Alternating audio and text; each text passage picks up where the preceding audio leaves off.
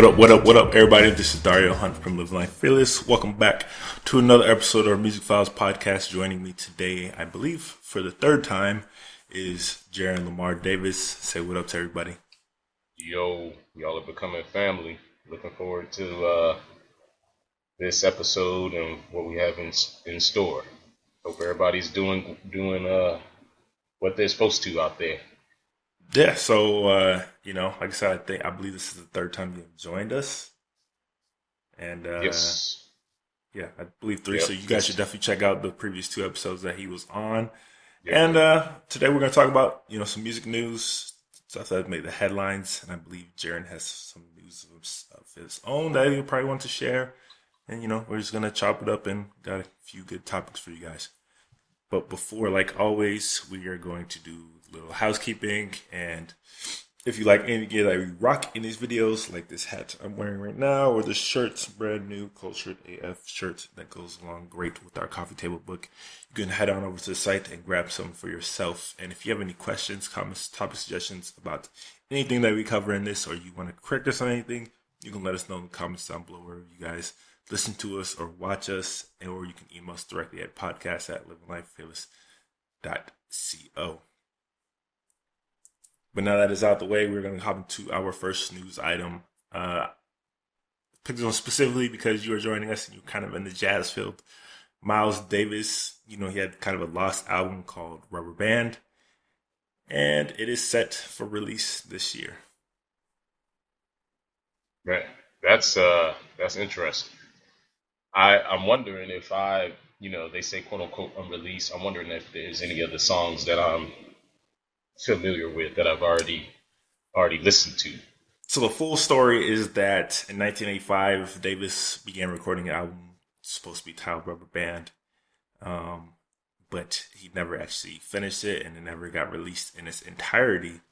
But now it is being completed by the original producers Randy Hall and Zane Giles, alongside Davis's nephew Vince Wilburn Jr., who performed on the original album sessions. It's supposed to come out September 6th, but I believe they also did a EP, I think last year, which had some of those finished and recorded songs. Yeah, I'm seeing now too, even the album art is dope, and it looks like they got some. Even if they're unfinished, they've added some new popular artists that are actually some favorites of mine from the soul side of things, like Ledisi and Layla Hathaway. Mm-hmm. So I'm interested to see what direction musically it's going to go in, because Miles was somebody that transcended, the genre of jazz per se. He hated to be called a jazz musician, similar to kind of how I look at it the same way. So I wonder if it's going to take on some of the sounds of today, how much they're going to keep of that compared to how traditional is it going to sound. So that's interesting. Yeah, I mean, you guys can kind of get a glimpse at what it is with the single release called Rubber Band of Life, which is out now on YouTube. But he's a legend, so whenever you can get,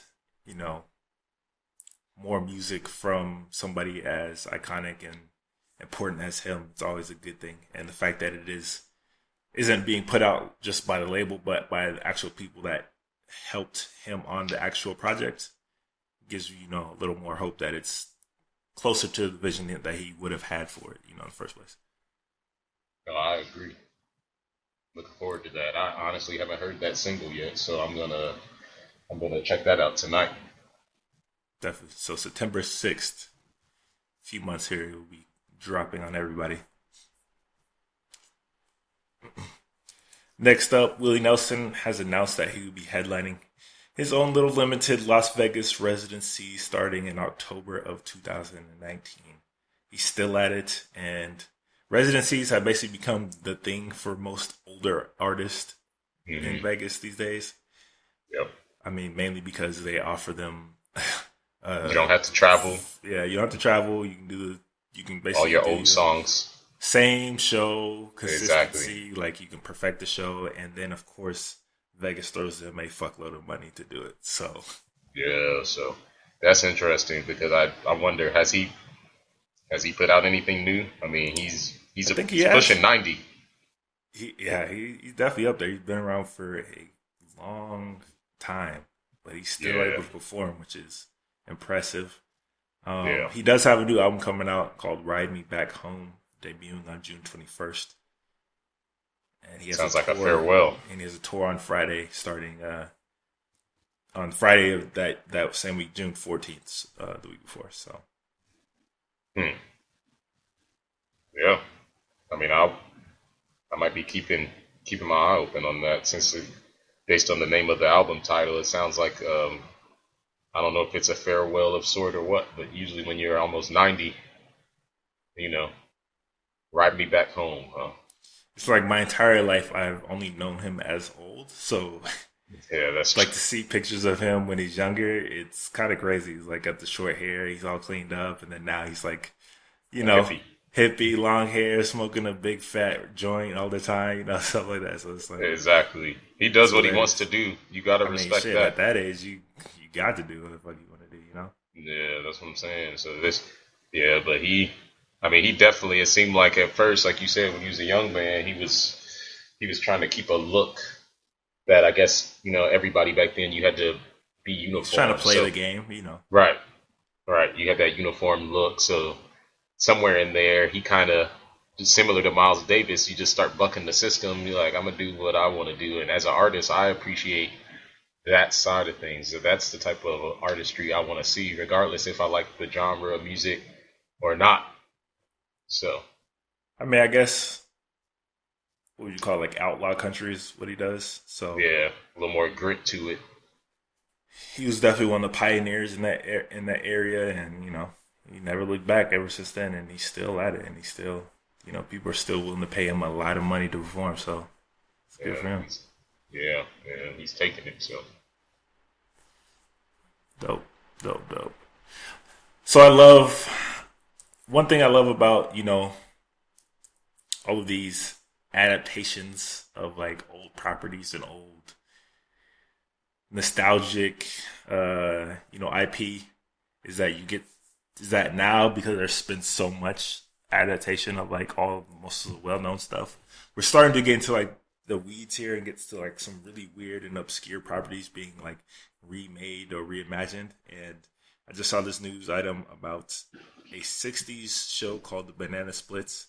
I have personally never heard of it.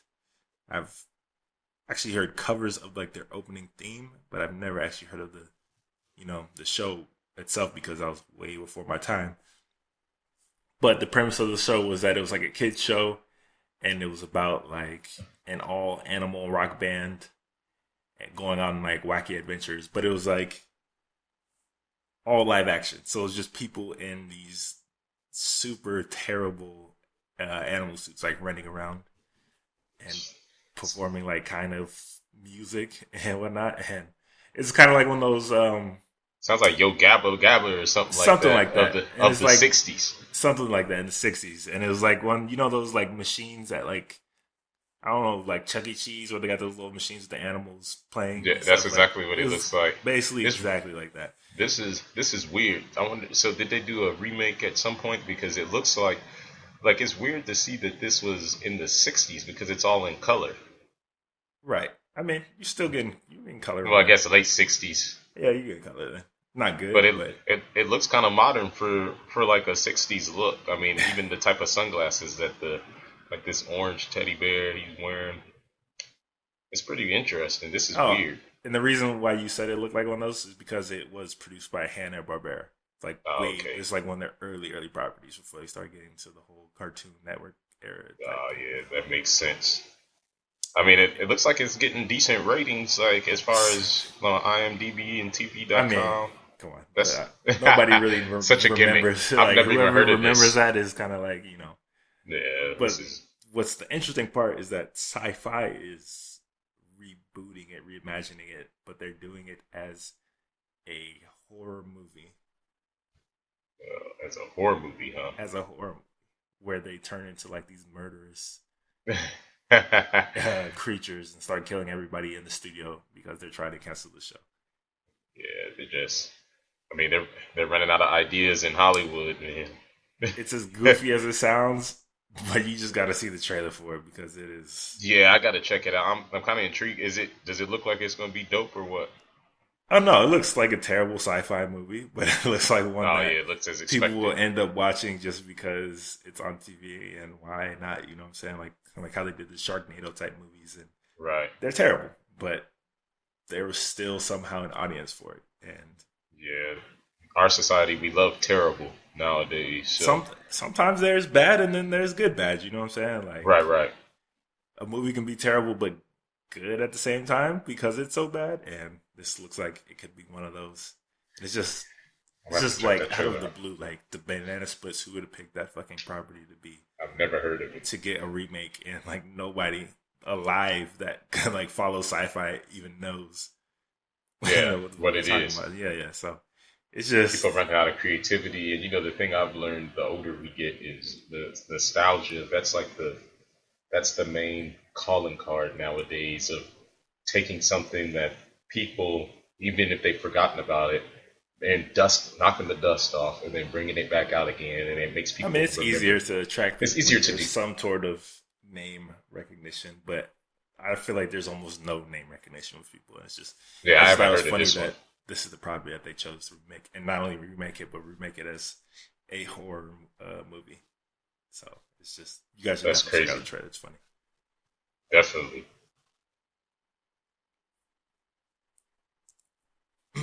And you got some crazy topics going on just in the, I mean, we dig in the deeper. You know, entertainment. we like to find the obscure, the more Yeah, obscure news items that aren't being covered to death, and that one definitely jumped out at me.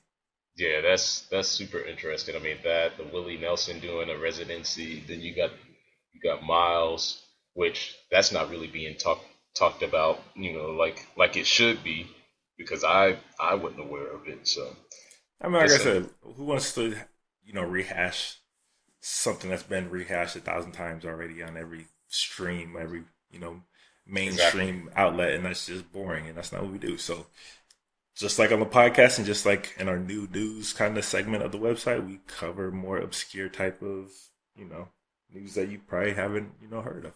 Yeah, I enjoyed that. I think, and it brings a better organic following too. So definitely, definitely on the right track. So there is a UK band called UNKLE.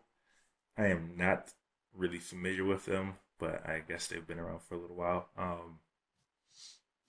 for a long time actually. But now, in collaboration with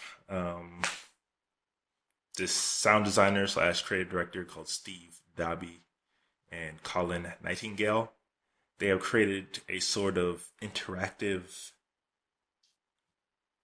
exhibition. I'd say, like, it's a little hard to explain. Where it's not exactly an art exhibition, but they have art stuff. Like they have a typical art immersive experience that you would expect from like an art exhibition, but it's all centered around their album and their music. Called The Road Part One, The Road Part Two slash Lost Highway. They're two albums, and in each room, like you experience a song, both like audio wise, but then also like tactically with smells and touches and ways to immerse with the actual song while you're in, this Listening to. exhibition of it. Like Oh, it's trying to make it a living, breathing, work of art that you can interact with and feel it all your senses, not just hearing. and that's dope, man. I mean, a lot of us, well, not a lot of us, but music enthusiasts and musicians, a lot of, I hate saying a lot of us. Me personally, I hear and feel music at a level that's already deep like that, and I'm sure one of those guys probably is the same way. So now, what their goal is to find a way to try to allow everybody to get that same experience, because some of us Right. do hear and feel music just at different levels, but this way, this could take somebody who is not like they like music, but they're not a real music enthusiast, and put them in a position to really experience what me or you may just get in a daily car ride, you know. Right. So I Like they're wonder if trying that to to take basically off. force people to like really experience this in a deeper Hmm. level than just cursory listening. Right. This could be good. This could be something that could catch on and transcend different countries and parts of the globe. Right. So what I guess what interests me so much about it is the potential it has because I could see this doing extremely well because there are a lot of immersive, interactive like exhibitions. I wouldn't even necessarily call them art exhibitions, but exhibitions that involve art in some type of way that are Hmm. definitely geared more towards like the Instagram experience, great for pictures, great for, capturing the moments, great for that type of interactivity. Hmm. And they've seemed to have, like really caught on because a lot of those type of experiences are popping up, like real world experiences that are popping up for people. And I see if this one does like really well for a more kind of obscure band, I would say an obscure project in music that I think the majority of people wouldn't like, the mainstream wouldn't necessarily know about. That if this is successful, then just I can just picture more mainstream artists and like bigger projects, bigger albums, kind of trying to copy it and follow that same road. Like imagine like a Jimi Hendrix type of experience, like the real experience, like in an interactive type of way, like that. Right, right. And man, that would be so groundbreaking, especially for somebody similar to, I guess, even myself with my first record. I created that album specifically based on mood, making people feel a certain way, and trying to find a way to do that through music. So some of my music has a trippy kind of like LSD effect to it, even though I don't use any of those drugs. But my thing is, how can I get people to feel that way? So if I can find the right, I guess, props and the right effects to bring that to life, I would definitely try to implement some of that because we Like have right, in Baltimore, which I mean I don't live in Baltimore, but Baltimore has a museum, Baltimore Museum of Arts, where they do that once a month. They have this, it's called like Art After Dark. They open up the museum, and then in each different room they have different things going on. So they're kind of hinting towards, like you said, more of the Instagram moments. Like they'll have a live performance, maybe DJ or something in one hall. Then another hall I have spoken word, and so there's some of that, but there's not any of this, like what's going on in the UK. But I right. think it could get there. I think people in the industry are probably watching it pretty closely to see if it kind of catches on and see how well it does. Because again, if there's any way you can kind of, especially since attention is so hard to get, if there's any way you can kind of amplify that and put it out in a unique way, especially before it becomes over commercialized, which if it's successful, of course, it will become. Like, what- Um, but if you can kind of get in and somehow represent your art in a way that's on a whole nother level, that's, right. you have the audio part, but then you can add, visual stimulants and like they even have like smells going on in certain rooms and, trying to set the mood, trying to give off the closest experience to what that artist did while they were actually, making the project. So I could definitely see that kind of catching on. And so myself, I have actually recently gotten into like vinyl recently. That is something I never thought I would kind of jump into, It's the age, bro. but it is definitely, it's fully resurgent. Like vinyl is a thing now, It's the and best. hipsters have definitely made it a thing, and I would say that's like Right. the best thing they've probably ever actually kind of brought about. Yeah. And I say that because it's if you love music, the actual experience of like the best part of it for me is like the actual experience of going into like an old school indie type of like record store, just digging through like thousands of vinyl records and finding like and coming up on like these gems of like cultural history basically, and then the physical act of like playing it and stuff like it's just that whole experience kind of brings you closer to the music and you actually hear the albums how they wanted you to specifically, hear it Exactly. instead of it being just Facts. like a random playlist. Like there's everything, the arrangement, everything to the album cover. Like it all matters more when you have like that in your hands and stuff. So Right. that's why I kind of got myself have gotten into it, as pretentious as it can seem. But like it definitely feels like it's something that's missing when you're just listening on like Spotify and stuff like that. Like, yeah, that's Exactly. fine, that's cool, that it shouldn't go away, but there's just that other experience with music that you just can't duplicate Right. No, without the actual you physical listening. You exactly. know what I'm saying? And that I feel like some of us, like I know your dad loves music. My dad, I grew up in record shops, all over the Oh, Midwest. I still have my like 200 slot CD case. You know what I'm saying? Yeah, Like and that was somewhere. yeah.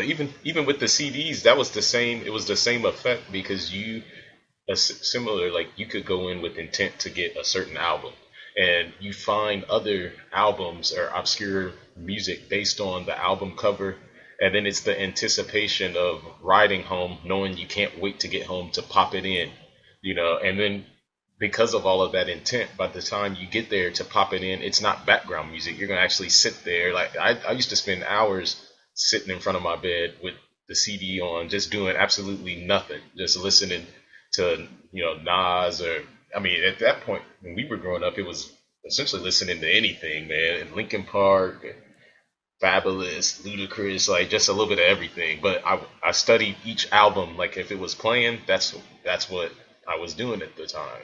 And Yeah, I think we've gotten away from that because we've definitely. created the on the It's go. so easy. Yeah. Yeah, it's too accessible. Album art doesn't matter to people anymore. Like I Nope. still enjoy Track the listing doesn't concept. matter. No, yeah, none of it matters because all they care about is the playlist. Like, oh, if you can get on this playlist, you might get heard by so and so, or Which is fine. it's Like, there's yeah, nothing inherently wrong with that. It's just if you're a true music lover, there's just something about actually experiencing the music. You know what I'm saying? Like, I remember I was a little sneaking into my brother's room when he would leave before me to go to school and plugging the headphones in the system and listen to his CDs and stuff like that and just sitting there and like right, listening, like right. really just listening. Hmm. And that kind Making sure you of didn't scratch them. yeah, that vinyl experience like kind of forces you to like really just sit and really listen to what they and you can really hear everything that they put into it. And it just gives you a whole Some different feel. perspective on the music Exactly. and feel. Like it's just like it just feels like it means so much more. You know what I'm saying? I And agree. that's what I did, man. I just went. That's like one of my favorite things to do now. Just go, the weekends or like Friday or something. Go to the local shop and see what they got in because they Y'all bring got out some new good stuff ones like out every there. week. Oh man, I was in Amazing. there for like a good 2 hours. He just has like over like probably over like 2-3 thousand on a given day Oh of wow. just vinyls thrown throughout the the shop. And he's got them kind of categorized, but not so much where it's like you can specifically just go to like this one section and find exactly, what I'm saying? Like it's not like Right. Spotify, you just searching it pops Hmm. up. Like no, you gotta kind of Yeah. dig through it and then find some stuff and find some gems, and that's It's how easy to spend some hours in there. I spent hours. He was a big, kind of a hippier type guy, and like Uh-huh. he grew up in that era, so like he was Hmm.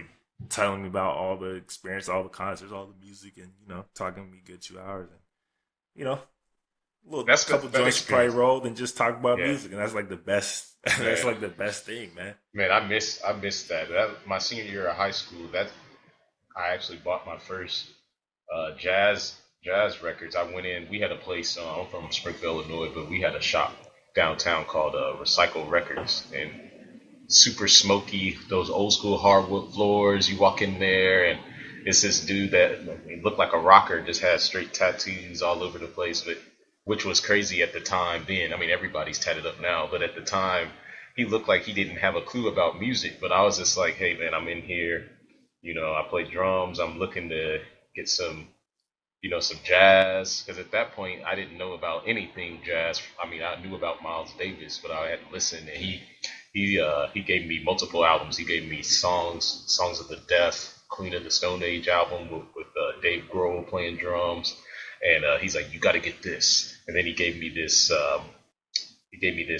Stanley Clark, which was a jazz artist composer, which he still is. And then he gave me Tony Williams and Jaco Pastorius. He gave me this live trio jazz album, but it was just crazy because it's like all of those were all over different genre spectrums, but he still had listened to enough music and he knew I was a drummer that was trying to find new stuff. He's like, take this album, take this album, take this album. And I went, and it's just crazy how people of like any walk of life, no matter what they look like, when you go to a record shop, they're usually more diverse than anybody in just their taste in music and culture, different cultures. Bro. He knew hip hop. He knew he knew rock. He knew soul. He knew everything, bro. Like I love that. And it's just kind of that whole record store experience is something that I think is missing deeply with people, and I think that's why vinyl is becoming so big again because there's no other place you just sit and talk with somebody about music for fucking hours and like just discover new shit that you've never heard of, and like it's not some algorithm recommending it to you. It's somebody who actually knows the music and like experienced the music and knows. And like, I just told him like, yo, he's like, I really like punk rock, but like, I don't know all the older bands. I just know the big ones. You throw me some ideas and like, hey, check this out, check this out, check this out. You know what I'm saying? So it's like, and you can pop it in the little player. They got the sampler, like the little record player there where you can. Oh, he got the record player right there. He's like, yo, man, I'll throw it on right now. You know what I'm saying? You can hear what you think. You know what I'm saying? Like, and it's just like, man, it's just. That's an awesome experience. In the history of it, like out of all the art forms, like as much as I love film and TV and like games and stuff like that, for me, music is the pinnacle, man, because it crosses generations, it crosses culture boundaries, like it crosses everything, and it's just like, and it's so timeless, and it is, and that's like the best thing about it. I was one of the first ones, like, oh, vinyl's coming back, like, oh, so now people are just doing anything to be counter to what's going on, you know what I'm saying? But once I actually like experienced it and I got into it, like I understand it now. Yeah, and from an audio standpoint, the music just sounds like the way it's recorded. It's like butter, man. It definitely sounds like like you're sitting there, live, like you're in the studio. Live, exactly, it's like a live.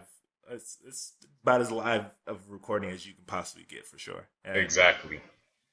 Now, I won't say every genre for me. Like, there's certain stuff that doesn't necessarily translate. Like, especially more of the modern stuff. That's all recorded digitally, anyways. But it's all programmed. The older bands, artists for sure. Like, that's if you want to feel like as close to live recording as you possibly can, vinyl is definitely the way to go. Like, listening to Jimmy on vinyl is just... Oh, man. Oh, no, the Jimmy stuff is incredible. That takes you to another planet, man. You sit there and close your eyes. You could be completely sober, no alcohol or anything, and just sit there, and his music could take you on a journey, man. It was definitely an experiment.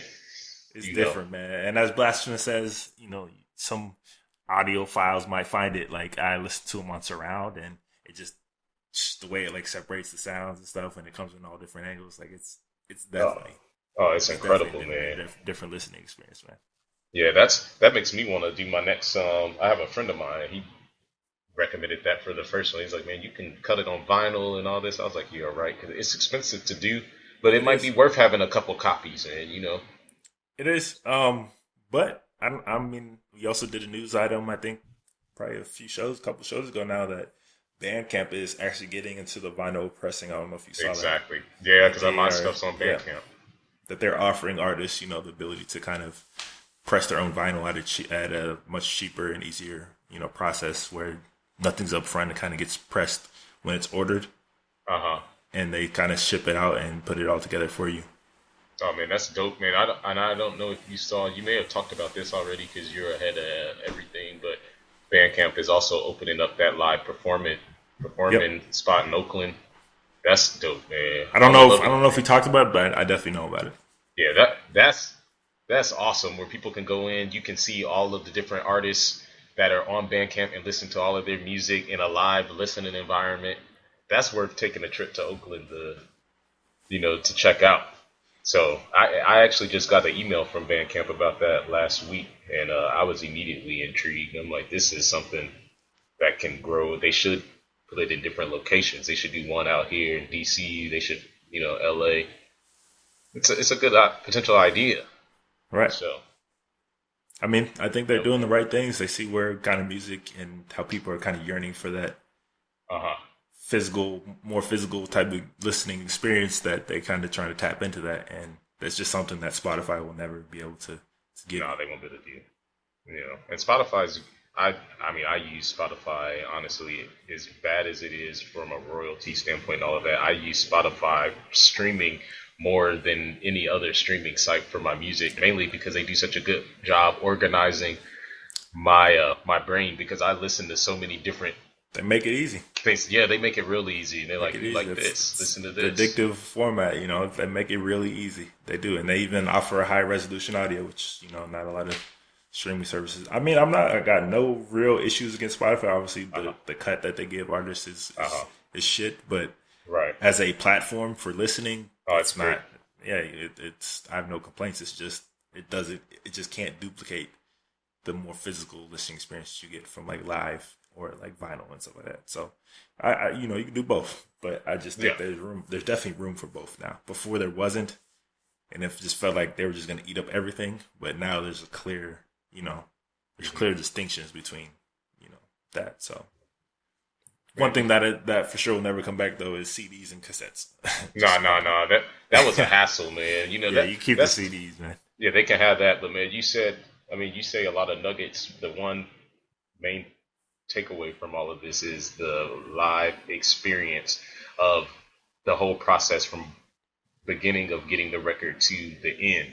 And that is the unspoken thing that I feel like all artists chase, but nobody has figured out that that's actually what they're trying to chase. It's the whole experiment. It's even when they go back and sample these songs that were done in the 90s, or they're trying to recapture the moments that they remembered falling in love with music, but nobody has really realized what it is. The thing is, they're going back to the live vinyl bands. Forces you to listen to damn near every track, because you don't want to just get up and be out there skipping tracks, left and right. So it almost forces you to listen through everything that they wanted to put out there. And even if you don't necessarily love that part, you hear parts that you would not have heard if you were listening digitally, because you just skip. You know what I'm saying? Like, you just hear different elements that you just wouldn't have heard before, and it almost forces you like to really experience it from front to back. Yeah, man, that's dope, man. Great topic. But yeah, we'll move on. Speaking of kind of continuing in that lane where music preservation and music history and the whole physical, beauty of it all. There was recent reports, I believe, in the New York Times that this month, a couple of days ago, speaking about a 2008 fire that swept through Universal Studios Hollywood's back lot. And previously unreported is that there were probably most likely hundreds of thousands of lost master recordings, genre of music from all genres, from all periods, that were lost in that fire. Yeah, I saw a glimpse of it. I didn't read the article yet because let me give you give me a little quick list of just some of the artists who lost original recordings of work by them, because as people that know or may not know, Universal Music Group is the biggest music label in the world. It owns like 50% of the music share right now. It's something crazy. They own so much music, and they had a lot of it in this kind of back lot. And when that fire happened, ended up burning original recordings by artists like Louis Armstrong, Duke Ellington, Bing Crosby, Ella Fitzgerald, Judy Garland, Billie Holiday, R.E.M., Janet Jackson, Eric B. and Rakim, New Edition, Bobby Brown, Guns N' Roses, Queen Latifah, Mary J. Blige, Sonic Youth, No Doubt, Nine Inch Nails, Snoop Dogg, Nirvana, Soundgarden, Hole, Beck, Sheryl Crow, Tupac, Eminem, 50 Cent, The Roots, and many, many more. I mean, that's a musical tragedy. They're saying the greatest loss in music history, probably. Yeah, I mean, there was a fire at I think back in the 70s. John Coltrane had his famous Love Supreme album that he recorded in '64, and he only did one live concert of that music, and the tapes got burned in a big studio fire, I think in the 70s. So now it's only a portion of that performance around, but this is definitely sounds like the biggest one, and it makes me wonder, like, how does this happen? Right. Because Universal never actually, talked about it or reported on what happened. I think they were trying to kind of brush it under the rug like it didn't happen kind of thing because that's not a good look. That's not a good look Um, at all. That's devastating. but they didn't just lose original music. They lost like flat masters. They lost session tapes. They lost unreleased material, outtakes, just all Yeah. demos, just all types of just music history gold. You know what I'm saying? Like Sounds like the somebody master was upset. recordings of, yeah, it's like burning an original painting of, like Picasso basically. Like, yeah, Mm. you might have duplicates and copies, but it's not the original recording. It's It's not the not that same. same original It's not. quality. It just can't. No. And yeah, and That's the moment. hundreds of thousands of pieces of music material lost. All genres too. You said Sheryl Crow, Duke Ellington, Tupac, Eric B. and Rakim. I mean, these are people like Legends. legends. That's tragic. I And what saw. I think, what I would say is like even more important than the legends is like the more obscure, unheard of, unknown type of artists who probably don't have that many recordings of their stuff out there. That Right. if you lose something like that, it's kind of like losing something that's basically endangered. You know what I'm saying? Like so, Yeah, and that's tough. I mean, even for young. I mean, and everybody, a lot of people, 50%. You said under Universal.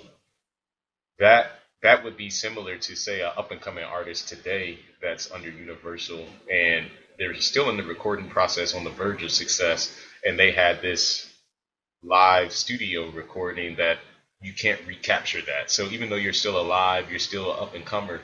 The fact that you've already recorded that moment, you can't duplicate that. right. That's what makes the studio great. Is out of 25 takes, we did this one particular take where Yeah. everything was just clicking on all cylinders, and now you can't get that back. Yeah. That's and that's why I said, like, how does that happen? I mean, usually when things like this happen, it seems like somebody that was on staff got mad or who knows what. I mean, it may come out 20, 30 years from now, but the fact that the fire was that detrimental that, like, you had all that music in only one location, just, Right. And I mean, Universal gave a bullshit kind of generic response, to the article, saying that uh, while there was an incident and there was some loss, which was deeply unfortunate. They never acknowledged how much loss. They did say like never affected the availability of commercially released music, you know what I'm saying, or impacted artists' conversation, which is not what the conversation was ever about. right. Yeah, this starts up a new conversation going forward too, as I'm sure I know you talk about, but the fact of the big labels are already in trouble. I think we kind of were talking about that the Yeah, last time I was on the I've podcast with been the saying big Spotify and all that. labels are And always going to be in trouble. yeah, so and this doesn't help their case. Um, No, you if know, I'm an artist, I would be hesitant. You know, yeah, yeah, that's interesting, man. I mean, without I guess it doesn't matter at this point because it didn't happen, but I usually don't like coming on here and talking about anything that's going on with my musical endeavors. But about a year ago, I was talking with a guy who has a pretty good, um, well, he's a pretty big independent distributor for a few mainstream artists out in the LA area, and my music was linked to a lot of the people on the labels under this distributor on Bandcamp. So when I noticed that somebody had did that to my music, I reached out because I'm just like, I'm on the East Coast, but at the same time, my music is being linked to some pretty, prominent artists out on the West Coast, and I sent my music over, and he's like, this is a great product, and asked me if I had any new music coming out. So at that time, I told him, I'm like, I'm recording. He's said, ship it, send it to me when it's all finished. We would definitely love to release it on the label. So I'm like, okay, that's cool, because I'll still keep my creative control because it's not going under a record label, but I would be essentially under the same distribution net as all of these artists because it's multiple labels on there. But the interesting thing was I found out a few weeks after talking to him that he had been in the process of signing with Universal. So, and that had been going on for about the past 2 years because apparently it's just a long drawn out process. But at that point, I was kind of like freaking out for multiple reasons. But one of the reasons was, oh man, like I could end up having a potential opportunity to, out of nowhere, be under the Universal branch. But then the other part that I was thinking about was, well, at this point, would I want to go under a label like that, knowing that my music is getting somewhere? Do I want to give up that, knowing that I That might? control. Yeah. Yeah. So, It's and always a tough one. yeah. So, needless to say, though, that was back in November, I think, when I was having conversations with them. And the reason I'm bringing it up now is because I'm pretty sure it's not going to happen, only because I haven't gotten any response to any of this, and other artists that work with him, because he's a pretty prominent, like I said, high end producer out there in LA, but he hasn't responded. So at this point, I'm kind of like, who knows? I mean, he might be in one of those gray areas dealing with, should he go to Universal? Because I had heard that he was juggling that decision, which I'm sure is a tough one. It's You know, tough because I mean, it is. You do have those massive resources behind you, and you do have a reach that you probably could never, necessarily. I mean, it's possible, but it's extremely unlikely to reach that same type of reach that they already have through, decades and decades of doing it. And right? just having that huge machine behind you can be a big thing for your career. Then it can also be a horrible thing for your career. So it's like, Yeah, there's it's so a many it's a it's a artists. hard decision, man. Yeah, there's so many artists out there making money without doing it now. It's just crazy. I mean, like obviously Nipsey had his own label, even though he was kind of under a Yeah, branch. the options, the avenues are definitely way more than before. Like you Right. can do it, independently. Hmm. It's obviously easier to have people behind you, but it is possible to do it Yeah. independently and to do it at an extremely high level. Right. And you still got to have a team. That's the thing that it's not a one man show. You It's still just got to that have some that financial team is backing. coming out of your pocket instead of Right. a Right. label. It still That's costs the though. only thing. Yeah, there's always something behind it. But Yeah. more money in means more money out. But same, some people want that kind of ease of mind of not having to know the ins and outs of the business and know how to run this, know how to run that. But if you're independent, you got to know everything. You know what I'm saying? Got So no. it's like That's some right. people just aren't built for that, and some people are. So it's like Yeah. it's Yeah. kind of up to each artist. I was talking to somebody earlier today. The fear always has to be in the back of people's mind is Prince situation. You have to, Yeah, you know, you should always think about that, because the thing about it is like the probability of becoming one of the greatest artists of all time is obviously slim to none. But you do need to be thinking about that all the time, even when you're not important. And that's what I keep in my mind is, if any of these labels are interested in me, obviously they see potential that maybe I'm not seeing that could end up hurting me 20 years from now, you yeah. know. And that's, at some point you end up having to fight for your own music that you wrote all on your own, and they don't want to give it to you, even though you wrote all of that music. And that's a terrible position to be in. It's I mean, it's still a horrible It's corrupt. business. Yeah, it's Um, corrupt. on the business side of things, it can be very ugly. Hmm. But I think they're just losing more and more power They are. because they're losing more power. They are trying to kind of grasp at whatever they can Yeah. and kind of take advantage of whoever they can while they still can. You know what Yeah. I'm saying? Yeah. It's getting tough, bro. I mean, I don't want to stay on the topic I mean, too much, but I've definitely talked about this a bunch, but I basically already said Spotify and like all these streaming services are the new labels, yeah, I mean straight up. that's essentially it. I mean, the music business has shifted, and people that won't admit it, they're just gonna get left behind, because there used to be a blueprint of a music business book called the book on music business. It was written by this author who's a music business attorney named Donald Passman, and that used to be the staple of the industry. I have that book, and it came out in 70s or 80s, but it was all of this legal jargon and all basically the stuff that the labels are doing. But now you fast forward, the new music business book that it just came out actually like a year and a half ago, and it's like taken off. It's written by Well, yeah, I mean, that the internet. independent artist Ari Herstand or something like that. And he's breaking it down, man. Like, there's so many ways to monetize now without having to go through a label. And Right. that book is starting to take off, and like more people are just realizing I can fund everything myself. Like, you could almost do it like real estate, get some lenders or something, and you can do it that way. Right, because you don't necessarily need the label to reach the masses anymore. That social Right. media has changed everything, so you can skip that and you can Oh. reach them directly and interact with them on a real level and Hmm. basically just go viral on your own. And it's just like it's good and bad. It's good because you cut out the label and you cut out the bullshit and you cut out you get to see more of like the real artist intention. But at the same time, you also get some bullshit where people are just doing whatever they can to get seen on social media platforms and Right. not be really authentic. But so there's good and bad with everything, but Right. you don't necessarily need a label these days. But yeah, Exactly. I'm gonna keep things moving a little bit. So I think the last news kind of topic I wanted to talk about is I'm sure you've been following or heard at least a little bit about this whole Miley Cyrus situation. Yeah, I So actually was checking it out yesterday for a little bit, and I kind of skimmed through it because it So yeah, seemed let like a me lot about break it nothing. down for everybody listening and watching.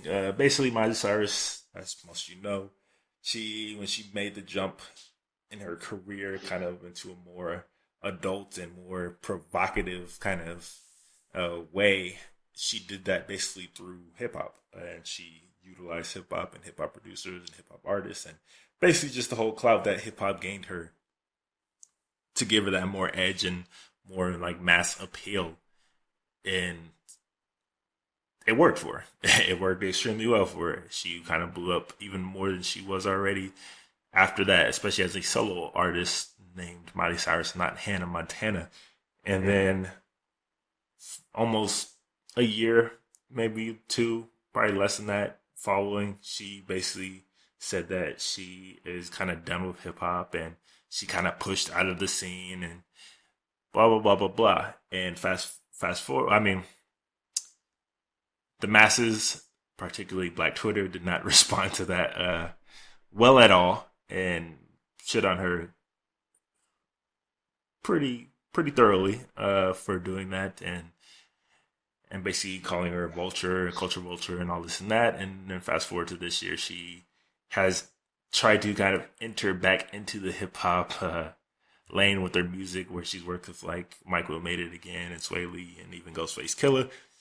And doing this, obviously the responses has been comical at times from people, especially just been roasting her on Twitter for doing this.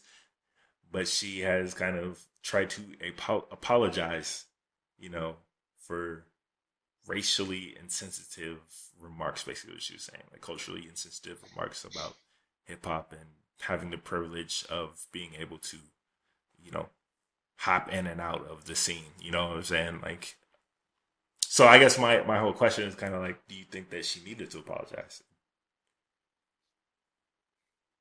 I mean, I see some of that I wasn't even aware of because what I was seeing is how it seemed like she had kind of reneged on her statement saying that when she had said what she said about rap, it was more so, I guess, trying to split scenes between I'm more into listening to conscious I rap mean, she than tried to somebody talking throw about their like dick in their Kendrick in mouth and there. all Yeah, that. she tried Yeah, to throw she Kendrick tried in to there. brush No, it no, up. no. Yeah, Yeah, yeah, I don't. The apology just, to me personally, without even thinking about all of this, it doesn't seem necessarily sincere because it came at a time when she needs to release her new music. right. And she Um, needs people to listen to her again so and that's just because her on the last album did surface. not do well, by the way, which was Exa- a more country and folk,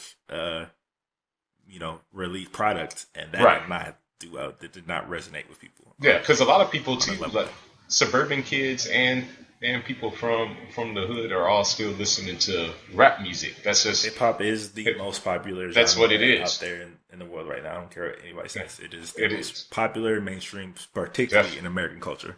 definitely. So the interesting thing about it is with the deep part of it is what are we talking about when they say culture vultures and all this stuff like this? I mean, I could see if this is coming from old school cats that are like Ghostface or any of them. If it's young people, I can't really say because hip hop is not really.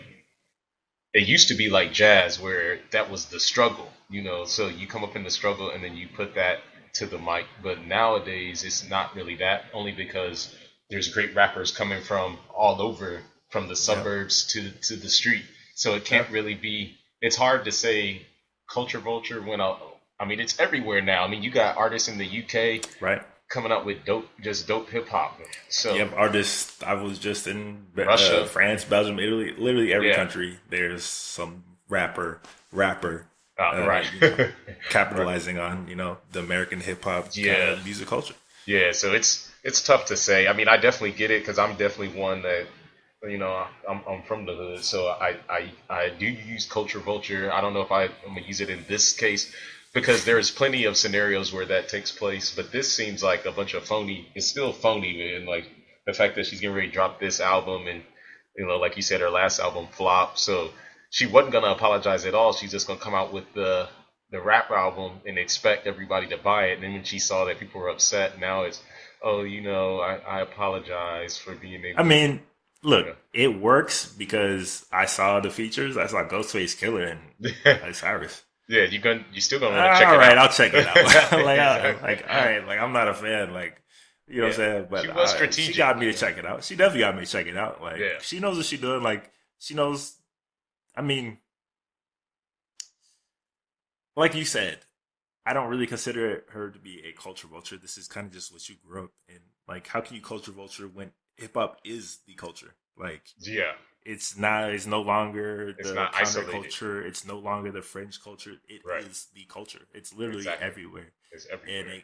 it's as mainstream as it can possibly be nowadays. Yeah. It's so mainstream that don't even have to be a rapper. Like, you don't even have to be able to rap to be successful in it. Like, this is Right. what I'm saying. Like, so when it is the culture, I don't really consider it vulturing, culture vulturing when it is literally just the culture. And this is what you Yeah. grew up in. This is what you know. This is what you hear all the time. So it's Exactly. not like, you found something obscure and then kind of underground and took it and then just ran with it as your own, Because it's in your a face. la Elvis Presley. Right. You Right. know, that is the definition of a fucking Culture. culture vulture Exactly. who went to underground black culture, found it, and Uh-huh. then just rebranded it Presented it literally like they as his own. created it. Yeah. And Yeah. didn't give anybody credit for, Right. where he Right. got it from, his Right. inspiration. You know what I'm saying? Like, at the least, she gives credit to everybody she Yeah. works with. She She's being gives a credit for capitalist. this. That's all that is. We're a Right. She's capitalistic definitely society. capitalizing. Right. But we're not mad at young black kids capitalizing on hip hop when Yeah. they're not even living what they're talking about, right? Or Right. not doing anything that they're saying, or they're pushing the worst parts of the culture. You know what I'm saying? Like, just Right. to create money. So I don't see. While I do find it hilarious that she is using it as a tool to kind of get back into it, I find it definitely funny, and she deserves all the jokes Roasted. that she Yeah. gets, particularly for her coming out and saying that bullshit that she said. Right. But I don't consider it to be like a culture vulture situation or something that she shouldn't be allowed in hip hop. What do you mean allowed Exactly. in hip hop? Hip hop has allowed everybody, every form. Like, it's the most open Everybody. form of music out there, and it's like, That's exactly it.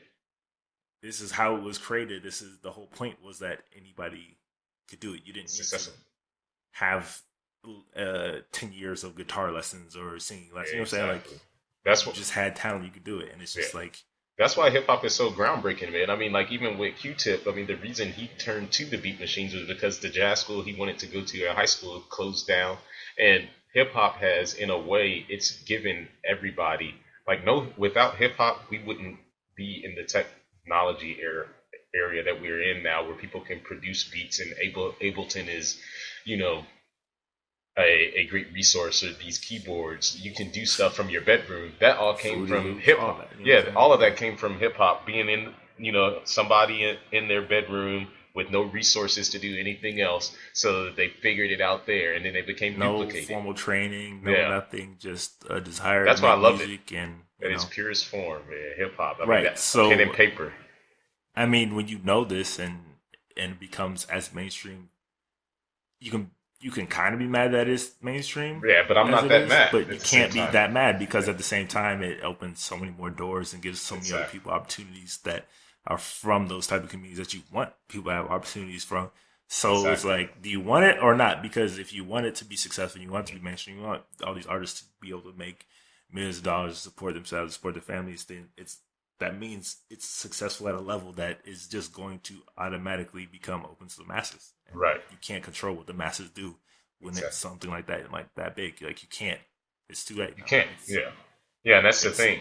We can't be. I saw something interesting. I mean, and this does relate to this, although it's not music. But out in DC, I played a gig at Eddie V's, which I mean, they have Eddie V's all over the place. But anyway, I was playing with this guy that's from DC. He's from Southeast DC, which at one point in the '90s, that was the gang capital and crack capital of America. And and we were talking about a situation that happened on Howard University's campus a couple of weeks ago, where obviously Howard is, for those that may not know, I mean, it's considered the black utopia for college level learning for blacks. So it's a historically black college, and there was a white lady, because DC has become very gentrified. There was a white lady that was laying out in the lawn in DC with her dog, and people had the nerve to be upset about it. Um, yeah.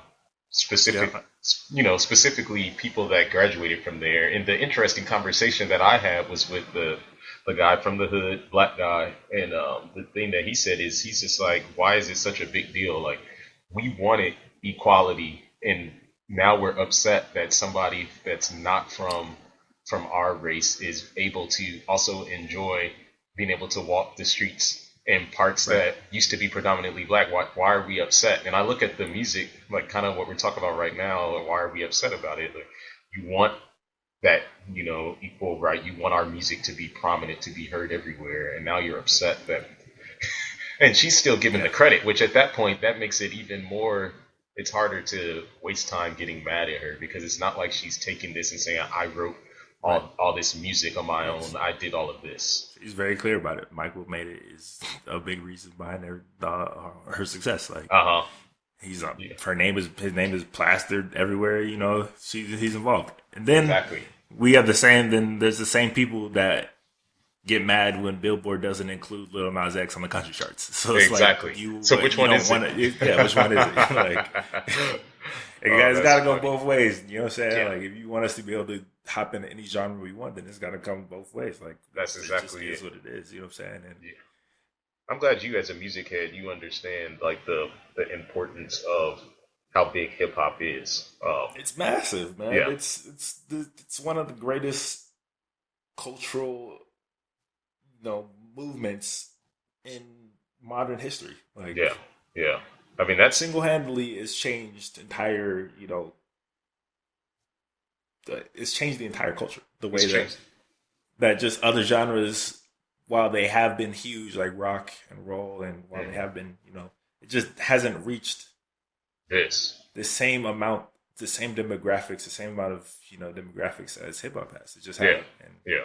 It bridges cultures, it bridges people. I mean, that's the thing. And now, from an industry standpoint, uh, I was talking to a guy who he's actually, well, he's a friend of mine, but he's blowing up, and he played on my first album, and he's working with me on this one. But now, since he's moved out to LA, I mean, he just his name's Dominique Sanders, but he just produced this record with Game and Jay Stone, and he's one of the main producers on Nipsey's upcoming album, because they were in the studio recording together. And the interesting conversation we had back in December was about, like, regardless of the genre, if you're a producer and you're behind the scenes on a rock album or a jazz album in 2019, no matter what it is, you're forcing the issue of having elements of hip hop in it. Like, no matter what genre it is, it's like that's the industry standard right now. If your record does not have hip hop elements, it's not gonna sell, and it's not gonna be successful. So that's just, it's crazy how serious it is now to have hip hop in your music, regardless of the genre. I So mean, it's my huge. my my whole opinion on genre is that it's basically pointless at At this this day point, and age. Is that I don't even know how to classify 90% of the projects that come out, 90% of the stuff I list, because they have uh-huh, elements of everything, and it's just like, and I enjoy it, man. yeah, sure, it's like got primary elements of a certain Uh-huh. genre, but it's like it's got so much other into it that it's impossible to ignore those other True. influences, and it's just like at this point we're just classifying just for the charts, and like I've already Yeah. brought this up to Doris. I'm saying like Billboard basically should just get rid of the specific charts and just label it as Good music. one, or just a larger music chart as a whole, because at this point almost everything can go under like as alternative music, because it's not quite hip hop, it's not quite, you know, rock, not quite this, not quite this, but it's got those primary elements, but it's just not quite all the way just that, you know what I'm saying? And it's just Right. like genre is just something that is just used as a label now, but it's almost more limiting than it is, you know, helping at this point. I Before it was help to like kind of discover and find other people, but it's like there's certain artists you just can't even really compare to other people. It's just, and it's just becoming more and more of a thing, more and more of a thing. agree. And I think everybody is just kind of really opening up to that idea of just being open to just making the best music, no matter what form that comes out of. Right. No, I think that's. So. I mean, you hit the nail on the head, man. I personally hate, because of my infatuation with how I grew up, you know, rap music and all that. Regardless of my choice of what I'm doing, I hate being put in a box where they're just like, oh, this is this genre guy or that, and Yeah. most of it is just like, don't limit me. It's the same thing that happens in sports, like with me in basketball. It's like basketball's changed so much, so it's like everybody tries to still kind of put people in certain positions, like, oh, he's a 3, or he's a 4, he's a 5.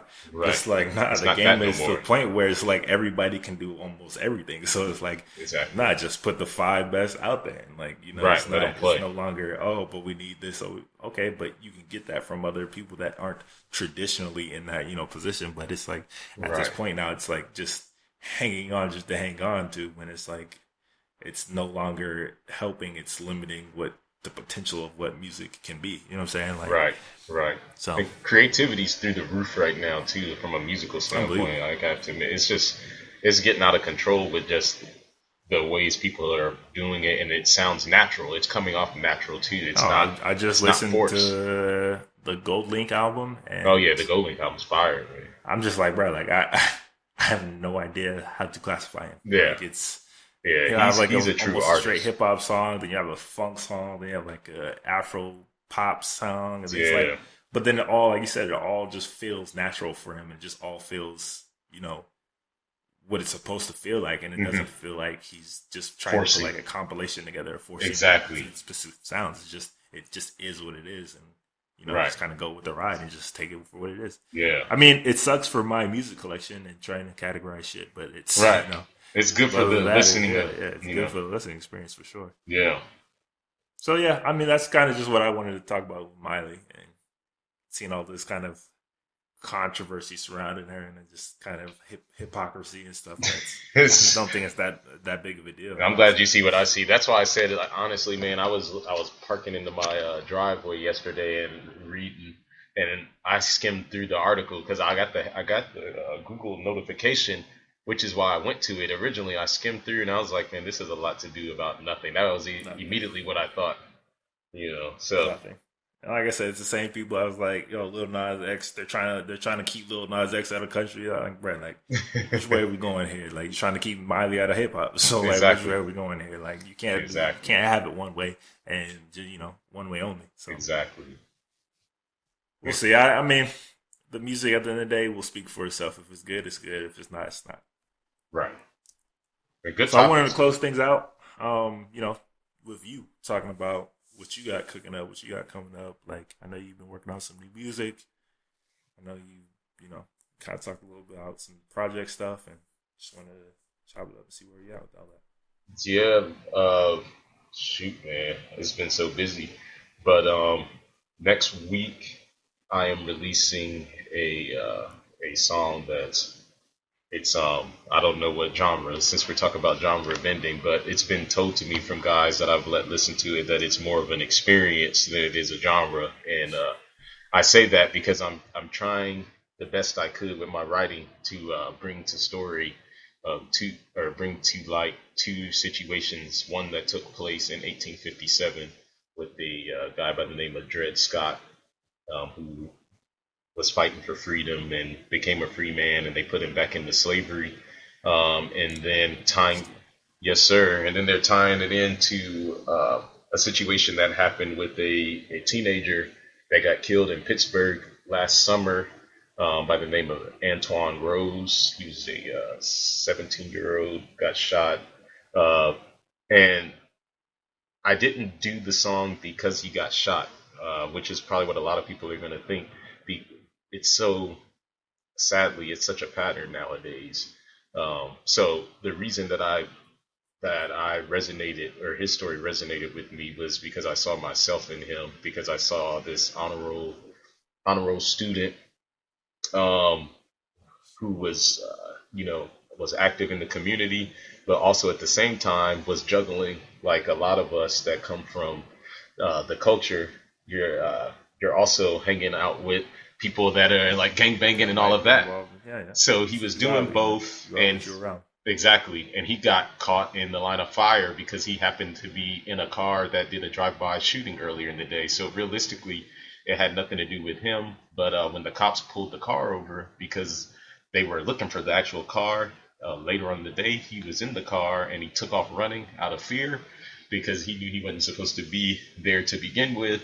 And since he was running, the cops shot him, obviously assuming that he probably had something to do with the drive-by, even though he didn't. So I saw myself, because that's how I was in high school. I mean, I was a good student.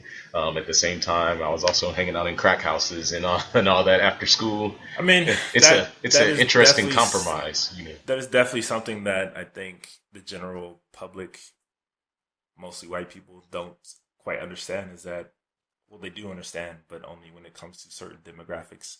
That you can, Mhm. yes, you can be a good person and good character and still be surrounded by, you know, The peer pressure, man, is rough something environments and and be still kind of on not the involved. periphery of both. You know what I'm saying? Exactly. Like, because it is still what you grew up with. It's what you grew up around. It's like, you know what I'm saying? So it's like That's true, man. It's the you can reality. I have mean, both. It's reality. exactly. It's not one way or the other. Like, and I you know, mean, people like to ignore the fact that there is duality in everybody and that nobody's fucking perfect, and it's it's always a narrative that gets exploited and fucked up in the media and stuff. But I'm just here to say that you can right. be both. You can definitely be both, and like, the thing that rings true, which I'm seeing in this particular situation, is usually when you do have those good moral standings.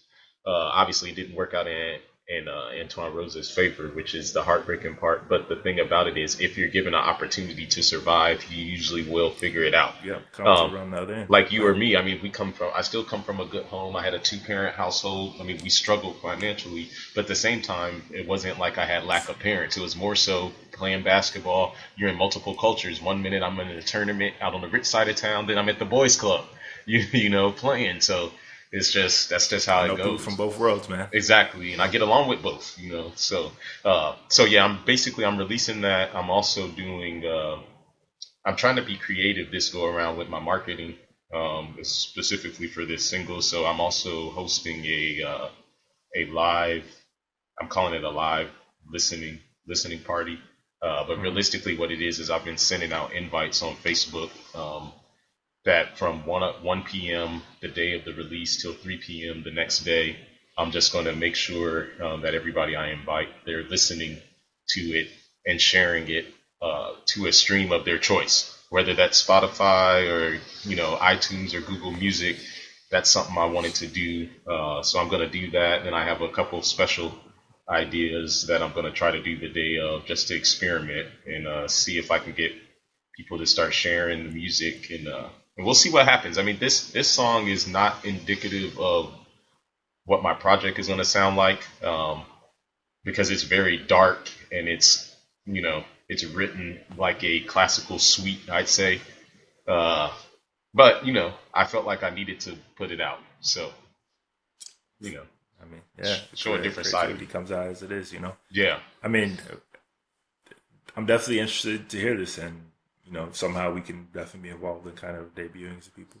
We love that opportunity.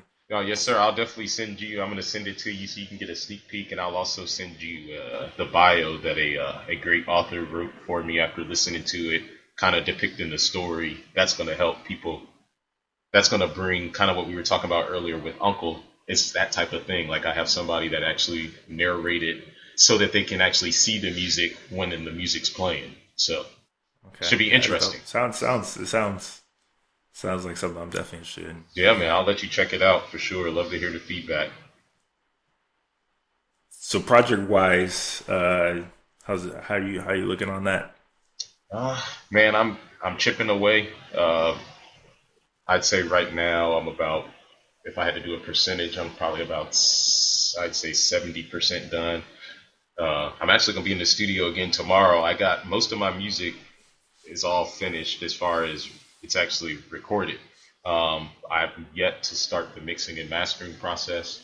You might have to get me on here another time to talk about some music business do's and do nots that I've picked up since I've been recording my own music.